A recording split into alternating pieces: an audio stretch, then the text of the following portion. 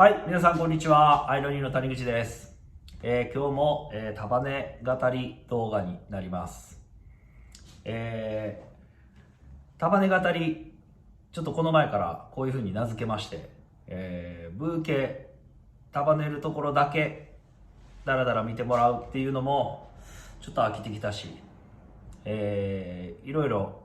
思ってることを語るっていうのも、ちょっとテーマに対する、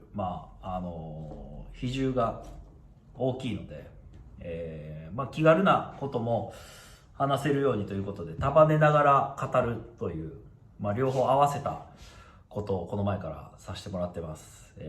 今日はでもまたさらにちょっと新たな取り組みというかですね、よくたまにインスタグラムなんかでは質問コーナーというかね、質問とか悩み相談みたいな感じで、谷口が、僕も一応まだまだベテランとは言えないですけども、20年この仕事を、花の仕事をさせてもらってるんで、今から始めますっていうぐらいのね人が、悩んでることとかに、お答えできることは答えますよっていうようなことをインスタグラムなんかでたまにさせてもらってるんですけども、今日は谷口の悩みを聞いてもらうっていう動画になります。よろしくお願いします。さあ、今日はブーケの方ですけども、チューリップ、これフレンチチューリップですね。球根を1年咲かさず、寝かして、長く仕立てるような感じになってます。ラナンキュラスと、クリスマスローズ、今オランダからのクリスマスローズすごく長さもあってしっかりしてていいですね。と、スイートピー、これ日本から、来てるスイートピー、ユーカリ、黄色いユーカリですね。雪柳ちょっとオランダからの雪柳少し雰囲気違いますけども、あと、西洋岩なんて、アメリカ岩なんてとかねいます。日本でもありますけども、日本ではこんな感じの色のものが多いんですけど、結構ね紅葉してるものが赤が綺麗に出てるんで、最近これたまに使ってます。あとグロリオサ、これはオランダからのグロリオサになります。さあ、これを束ねながら、谷口の悩みをちょっと聞いてもらいます。ズバリね、今社会がそういうふうに向かってる感じがあるんですけども、環境問題です。温暖化のこととかね、ゴミの問題とか、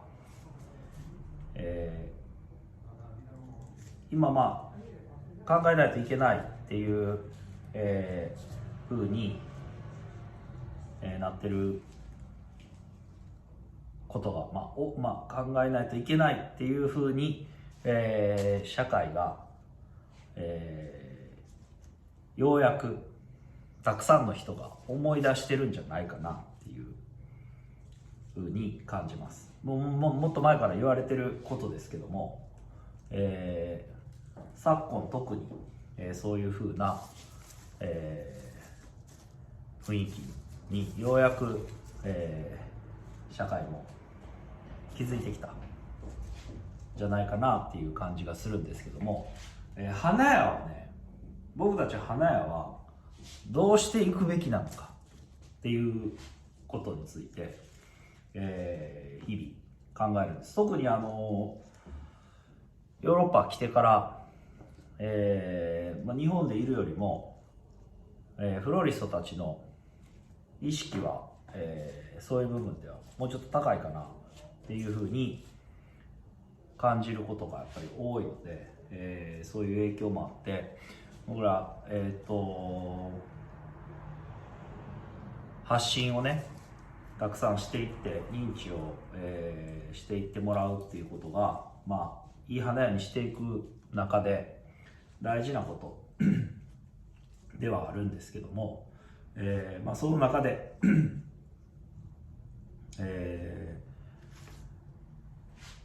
この環境問題について、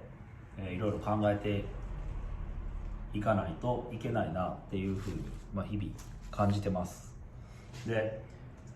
いろいろあるんですけども、まずね、一つこれをどういうふうに取り組んでいこうかなっていうふうに一つ考えているのが、オアシスって吸水性スポンジのことなんですけども、ゴミになるのでなるべく使わない方がいいっていう、サスティナブルフラワーとかノーフローラルフォームみたいな動きが、フロリストたちのヨーロッパのフロリストたちの中でも、最近多くのフロリストたちがそういう風なスタンスで、いろんなデザインを提案しているのを見かけます。で、僕は基本的にこういうふうにブーケをね、メインにしてるんですけども、日本のギフトの仕事、オンラインストアからの日本の、ギフトの仕事だと、7割ぐらいアレンジメントなんですよ。オアシスを吸水性スポンジを使った、アレンジメントっていう形が7割ぐらいなんです。で、日本だとちょっと花を贈るっていう文化はパリに比べると、遅れている感じです。そのいろんな人がいますけどもね、よく知ってて、フランス人よりもよく知ってて、花をたくさん送ってるっていう人ももちろんいるんですけども、相対的に見ると遅れている感っていうのは否めなくて、花を贈ることに対して遅れてるっていうよりも、日常的に花を飾るっていうことが、フランスよりも圧倒的に、パリの人たちよりも圧倒的に少ないかなっていうふうに、感じます。で、そういう中で、花を贈るプレゼントする人がこのブーケに合う花瓶を持ってないんじゃないかっていうこともあって、そのまま飾れるものっていうので、日本だとアレンジメント、器もついて、セットで花を贈るっていうものが割と選択する人が多いんですね。で、パリに関して言うと、ほぼないです。これはもうほとんどブーケ贈り物する時も、フランス人、パリジャン特に花瓶がないっていうことはまずあんまり考えてない。自宅に花瓶がないんじゃないかっていうふうには考えないのと、花がすごく日常的なものなので、何にでも飾れるだろう、水が溜まれば何にでも飾れるんじゃないのぐらいの感じで、何に飾ってもいいじゃんっていうような感覚なので、ブーケを送る時にね、花瓶持ってないんじゃないかしらねみたいな心配はあまりしないです。なので、すごくいい花瓶をね、この花瓶をプレゼントしたいな、これとブーケをみたいなことはありますけども、ブーケを送るときに、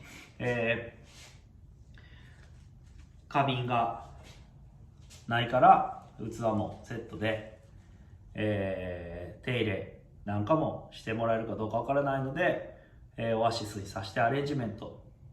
でみたいな感じにはならない、日本独自の文化というかねっていうような感じがします。で、それ、できれば脱却していきたいなと思うので、これを進めていく、ブーケを進めていくとかね、こういうふうに飾ってもらったらいいですよとか、器がない人にも、オアシスを使わずにブーケと簡単な器、タンバルって言われるようなものとかをね、一緒に送るとかっていう形、いろいろ、どの形がベストかなっていうのがなかなかちょっと僕も答えが見つからなくて、いろんな形を、模索中っていう感じです。まずはこれが一つ、日本の僕の会社の仕事でオアシスの、使用をどれだけ少なくしていけるか、どういうふうに考えてそれを少なくしていくべきかなっていうのがまず一つと、拡大と、ここから話変わるんですけど、拡大と縮小とかローカライズっていうことについて最近よく考えるんですけども、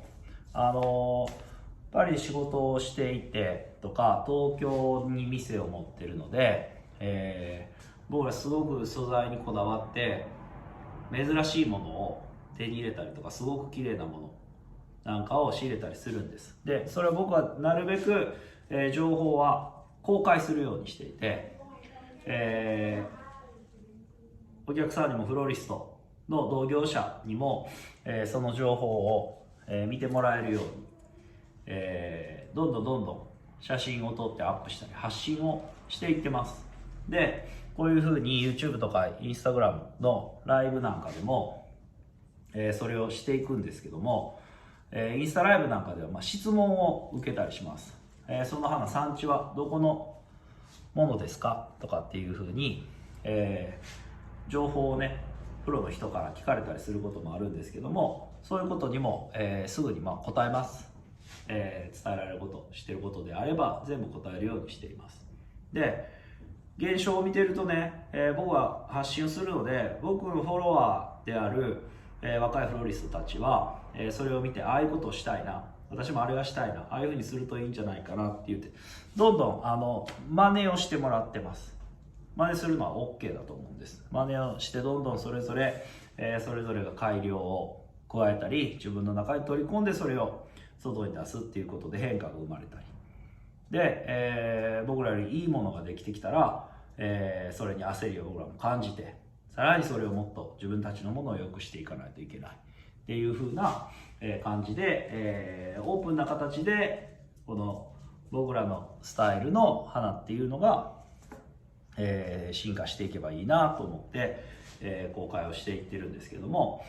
その中でね見てるとね、地方のフローリストが僕たちが使ってる素材に対してあの素材は私も使いたいな、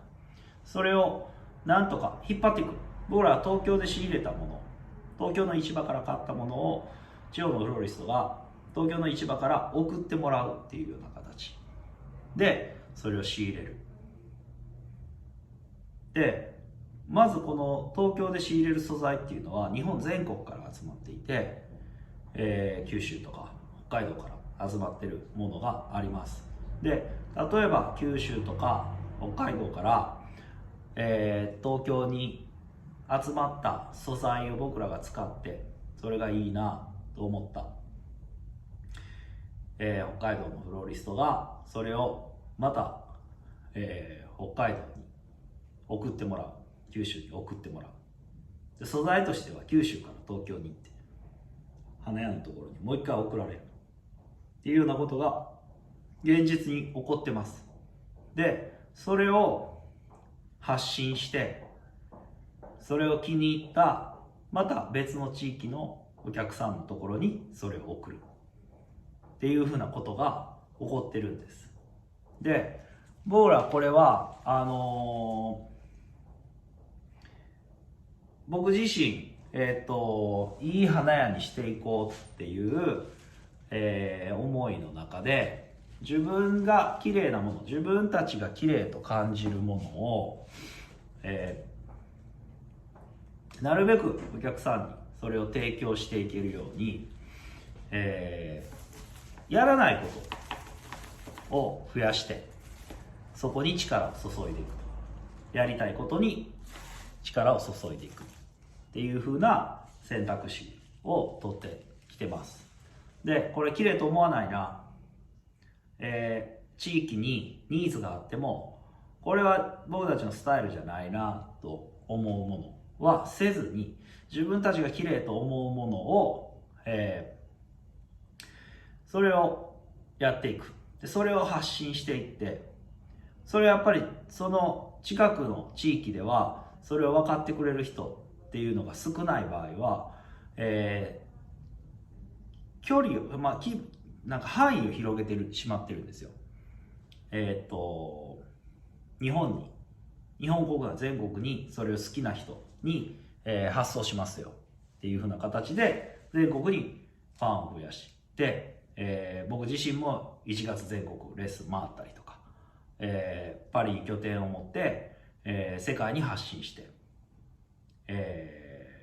それを好きと言ってくれる人、特にアイロニーのスタイルが一番好きっていうのを言ってくれる人っていうのを増やしていこうっていうような、広げるような仕事活動みたいなことをしてきてる一方で、その今の世の中で、SNS で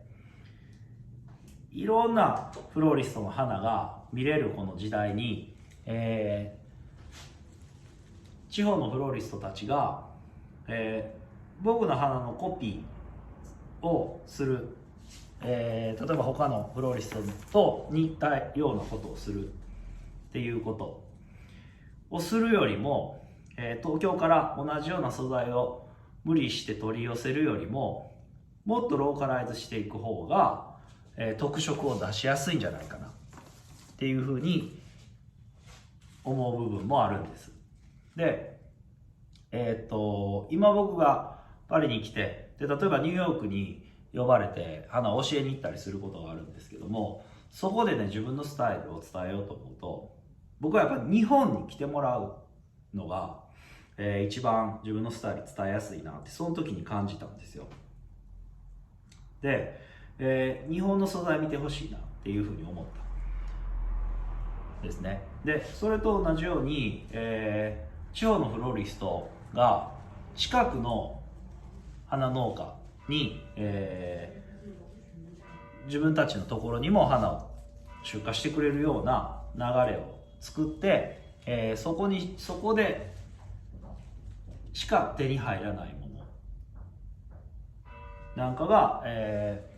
もう少しそれを発信できれば、今のこの、全国にいろんな発信をできる、インスタグラムとか SNS で全国に発信をできるっていう世の中では、こう個性を出しやすいし価値が高くなるかなっていうふうに思うんですね。でローカライズをどんどんしていく必要がある。でそうすることで、地産地消です。昔からそういうことはあるんですけども、そういう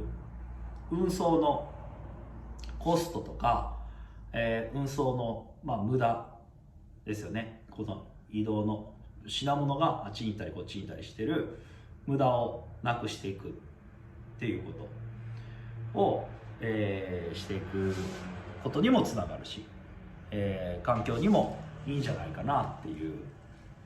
ふうなことを思うんです。で、なので僕の考えとしては、そのローカライズのことがすごく気になって、地産地消みたいなことを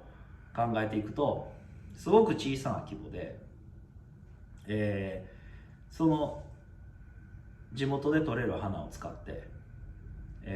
その地域の人に花を提供していくっていうところが、今の環境問題、今の、地球にとっては、そういうふうな流れを作っていく、そういうふうに進めていく必要があるんじゃないかなと思う一方、今まで僕たちがしてきてる、この自分たちが綺麗と思うものを、突き詰めていって、それをちゃんとビジネスとして成り立っていくようにして、僕らやっぱり感動してもらう、その花が綺麗だなと思ってもらうことで、自然への敬意っていうのを持ってもらいたいと思ってるんです。でもちろん自分のエゴがあると思いますよ。これが綺麗だと思う、自分がこういうのを作ってたいなと思うものを作って、それを人に喜んでもらいたいっていうのがあると思うんですけども、この矛盾してる部分をこれどう折り合いをつけていけばいいのかなっ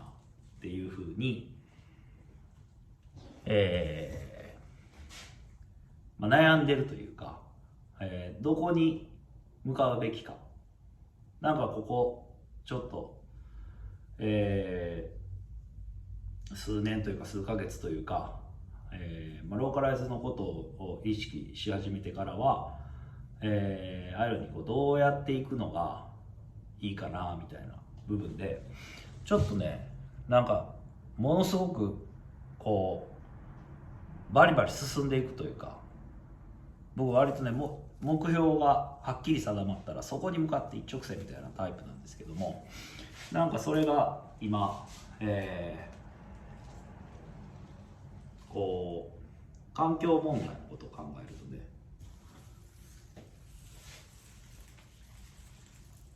どこに向かっていくのが花屋って、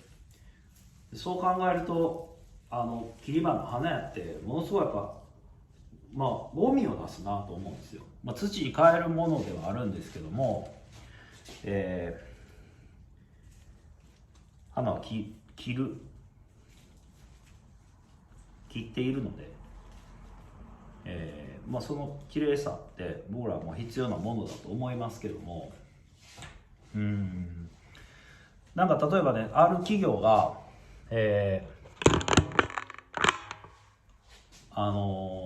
バラを流通させてる商社、オランダにあるバラの商社が、ノーウェイストっていう、ブランドというかスタンプをね、自分たちの、プロダクトを、廃棄せずにドライフラワーにしてそれを流通させてるっていう取り組みを始めたのをつい最近、インスタグラムで見たんですよ。でなんかそれについてもそうか、ドライフラワーかっていうことについてもなんか無駄にしないというか、でもそれはずっと残っていくものじゃないですか。ゴミを出さないっていうのもね、なんかどうなのかなっていう感じもある。でファームトゥテーブルっていう考え方で事業をしているアメリカの、大きい花の、オンラインで花を販売していくっていう会社の記事を読んだんですけども、ファームトゥテーブル、産地直送みたいな感じで農場から、直接花を、消費者に送りますよっていうのが、そういうことをしてアメリカで成功してきてる会社が日本にも進出するっていう、ニュースを読んだんですけども、ちょっとその会社のことを調べてると、ちょっと英語の記事だったので僕もはっきり、理解できてるかどうかわかんないんですけども、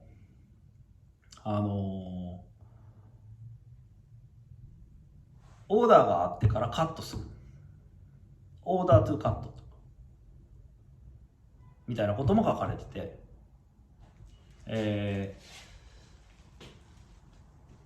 無駄をなくす、廃棄をしないっていうことなんでしょうけども、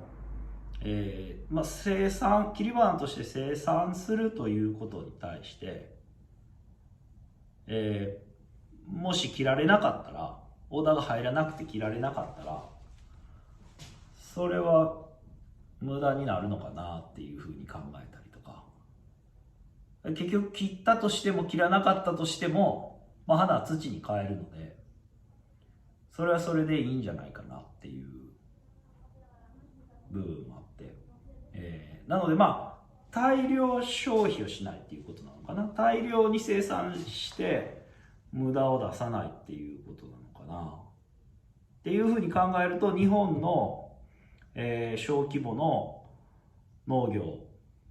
少量多品種を作ったりする日本の農業、なんかオランダとか見てるとすごく大量生産ができる、品種とかを育ててるっていうようなイメージがあるんですけども、ただ日本は農地が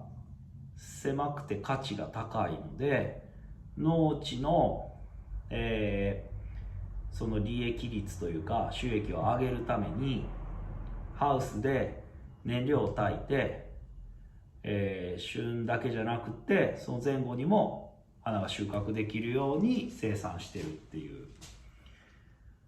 燃料を焚くっていうことがいいことなのかどうなのかっていうのもあるじゃないですか。なんですよ。これどういうふうに自分の中でどこに線引きをして、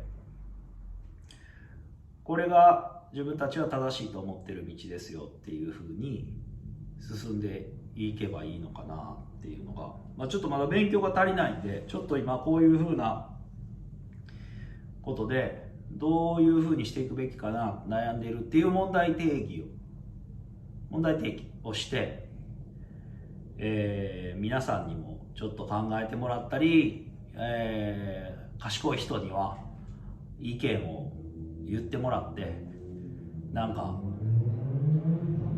教えてもらえたらな、勉強足りないぞっていうお叱りでもねいいんで、そういうのを聞かせてもらえたらなと思って、ちょっと今日は、今日の高値語りは谷口悩み相談室じゃなくて谷口の悩みを聞いてくださいでした。ブーケは、今日は割とナチュラルです。動きのあるブーケを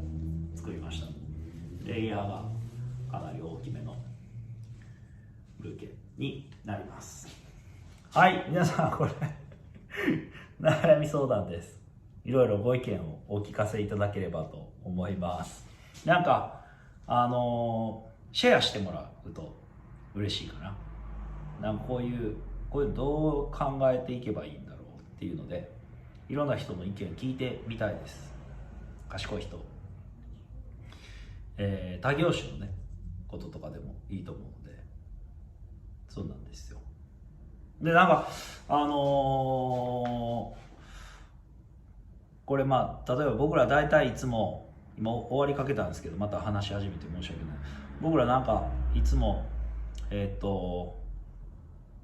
ストラン業界とか、飲食業界って大体経済の規模も大きくって、仕組みとして例えばそのチームの仕組み、厨房の中のチームの仕組みとかもね、すごく分業が、うまくされてたりとかしてね、組織の作り方とかも進んでるなとか、動線の作り方とか厨房とか見るのもすごい大好きで、オープンキッチンなんかを見て仕事の進め方を見るのすごい好きなんですけども、勉強になるからで、この部分でもそうか、これもすごく飲食業界早いなと思ったのは、フランスの三つ星のシェフでアラン・パッサールという人が、僕ちょっとだけ縁があって、仕事をなんか一緒にできそうになったことがあって、それももう話進めずに、ちょっと保留にしてたんですけども、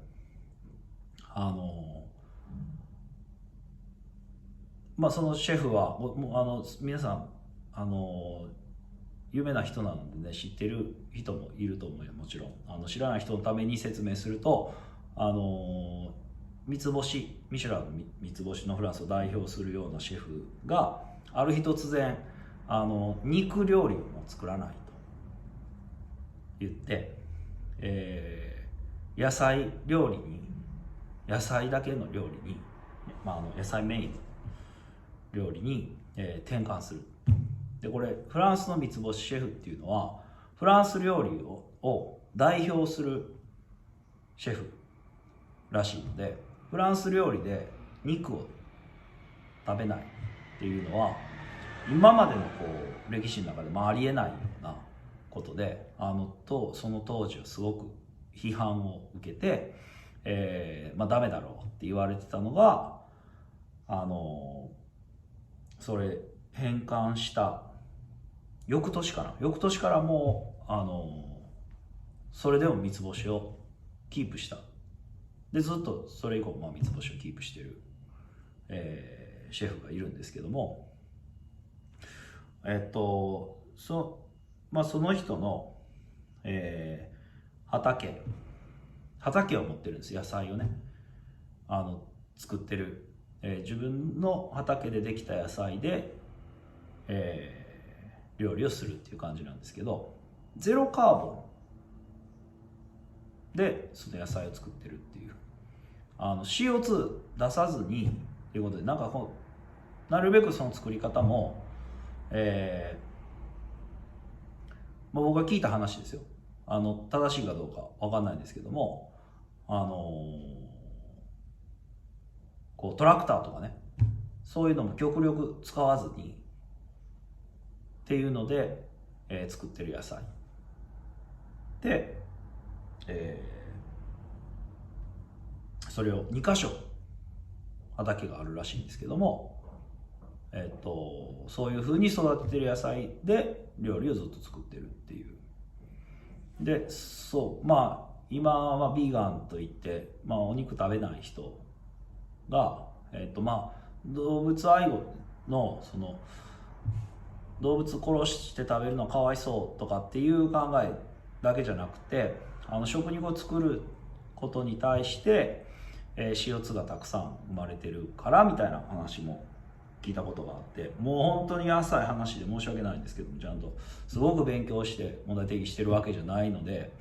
あれなんですけどもっていう話も聞いていて、そういう部分でもその料理の世界ではね、そういうふうに舵を切って、それでもちゃんとビジネスとして成功している人がいるんだなっていうふうに思うと、僕ら花の世界も何かしら、大きな舵を切る必要なんかもあるんじゃないかなっていうふうにちょっと考えたりしていて、ちょっと皆さん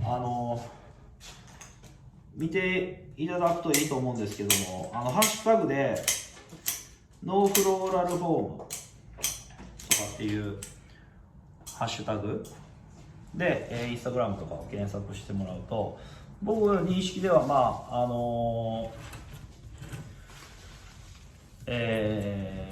イギリスのショーン・コノリーとかがね、割と